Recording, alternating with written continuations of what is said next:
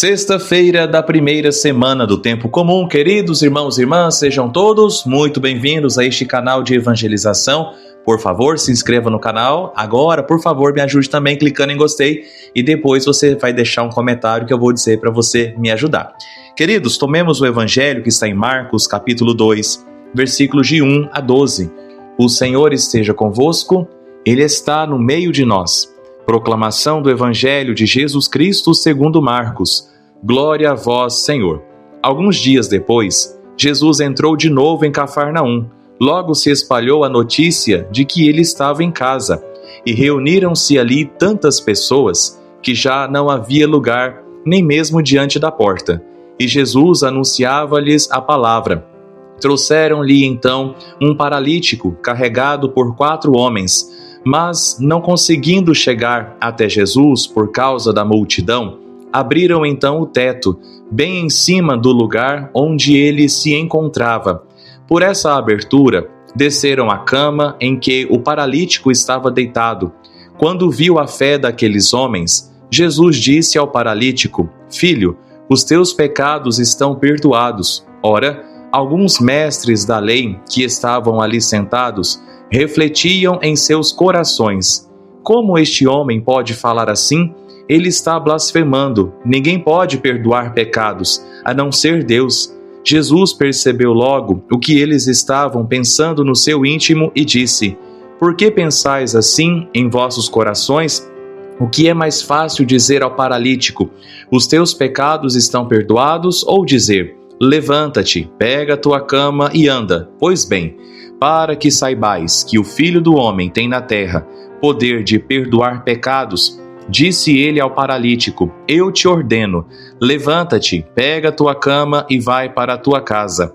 O paralítico então se levantou e, carregando a sua cama, saiu diante de todos. E ficaram todos admirados e louvavam a Deus, dizendo: Nunca vimos uma coisa assim. Palavra da salvação. Glória a vós, Senhor. Queridos irmãos e irmãs, hoje mais uma vez o Evangelho nos leva a Cafarnaum. Percebam que essa cidade é palco, é instrumento de muitas curas e muitos milagres de Jesus. Hoje Jesus está lá em Cafarnaum e está na casa, e a notícia de sua presença atrai uma multidão de pessoas. E no meio dessa multidão, 4 homens trazem um paralítico que, diante das dificuldades, eles precisam subir no telhado. Imagine a cena, meu irmão e minha irmã, subir no telhado. Abrem um buraco no telhado, fica imaginando também o dono da casa. Eles abrem um buraco no telhado e descem aquele homem doente diante de Jesus. E aqui nós temos essa cena, meus irmãos, uma cena de fé, uma cena que mostra a amizade entre essas pessoas, inclusive, e uma cena de conversão, de perdão dos pecados, de transformação. Quero separar aqui 3 pontos para nós. O primeiro deles é a fé que supera os obstáculos. No versículo 4, meus irmãos, nós ouvimos mais ou menos assim: Não podendo aproximar-se de Jesus por causa da multidão, descobriram o teto. Um pouco mais à frente diz: E desceram o leito em que jazia o paralítico. Queridos irmãos e irmãs, esses 4 homens representam então uma fé que não desiste. Prestemos atenção, uma fé que não desiste. Eles não deixaram vencer pelas dificuldades, mas o que eles fizeram? Encontraram um caminho novo, uma nova oportunidade para levar aquele seu amigo que estava necessitado, que estava doente, paralítico, para o encontro com Jesus. Aqui está, meus irmãos e minhas irmãs, algo bonito para a nossa fé. Quando o caminho parece bloqueado, a fé nos faz criar alternativas, mas não alternativas de fuga, mas alternativas para me aproximar de Jesus. Percebo que quantas e quantas vezes em nossas famílias nós também encontramos multidões que parecem nos impedir de chegar até Jesus Cristo. Você pode pensar aí, como é que foi seu dia? Como é que está sendo o seu dia? A correria do dia a dia, os conflitos, o desânimo, o cansaço, as crises, doenças, a indiferença das pessoas, a sua indiferença com a vida talvez.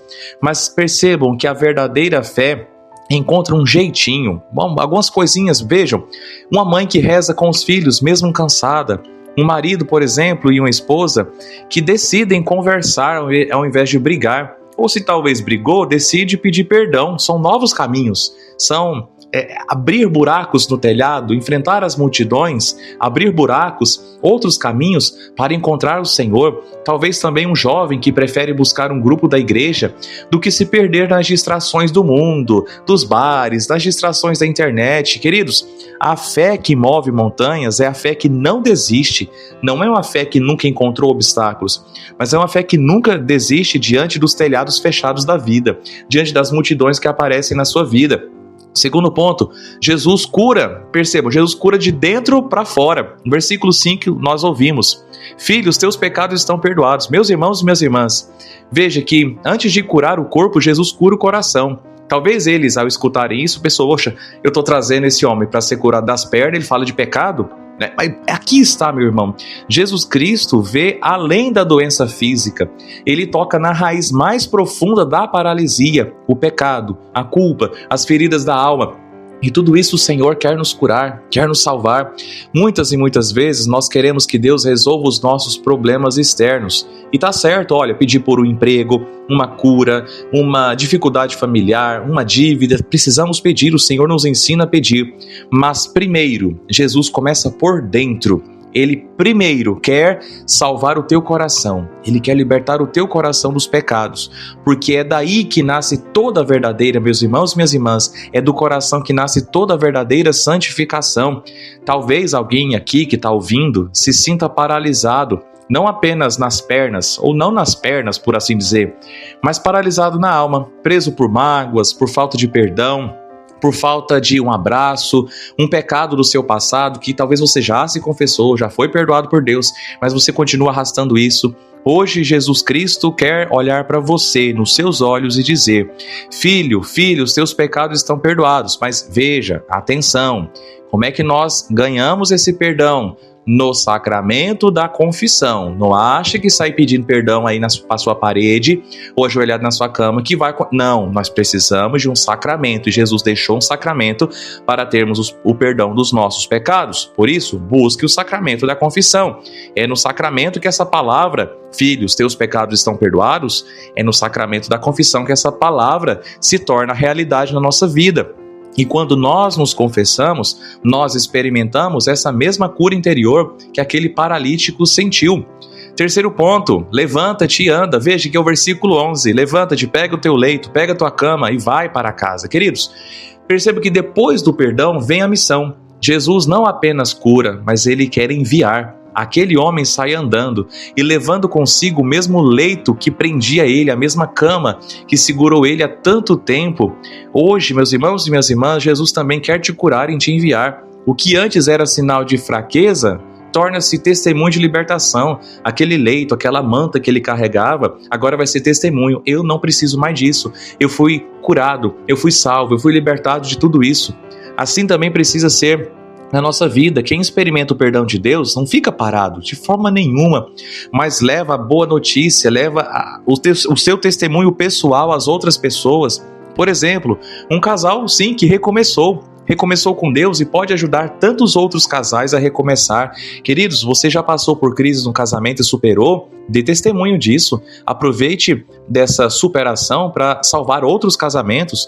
Outro exemplo, um jovem que superou um vício pode testemunhar a força da fé, dar esperança para o outro jovem que está perdido.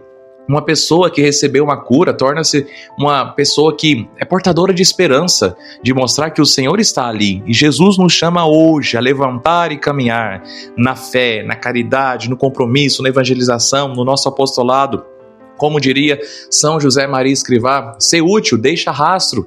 Esse rastro é o rastro da presença de Deus na nossa vida, que nós vamos deixando esse rastro para que mais pessoas também possam ter esse encontro com o Senhor. Então veja, meus irmãos, que naquele dia, naquela casa, algo aconteceu de grandioso, de maravilhoso, que foi o encontro com Jesus e o perdão, que é o mais importante, o perdão dos pecados e uma vida nova que aquele homem. Que nossas casas também sejam assim, lugares onde o Senhor está no centro, onde a fé vence os obstáculos, onde há perdão, onde há recomeço, e que nós possamos ouvir de Jesus todos os dias: levanta-te, pega o teu leito, pega a tua cama e anda. E caminhar com o coração livre, curado e cheio de esperança. Você pode ouvir hoje também a música do Frei Gilson, Eu Te Levantarei. E perceba que o Senhor vai te dizer: eu te levantarei. Eu acho que eu já sugeri essa música essa semana, mas não custa nada você ouvi-la novamente e rezar mais uma vez com esta canção. Queridos irmãos, obrigado por você estar aqui, Deus te abençoe. Não saia sem antes deixar o gostei para mim, clique em gostei, escreva aqui nos comentários, Senhor, me levante, Senhor, me levante, cure a minha fé, ou outra frase ou palavra que te chame a atenção. Se inscreva no canal, manda esse evangelho para frente e que Deus te abençoe.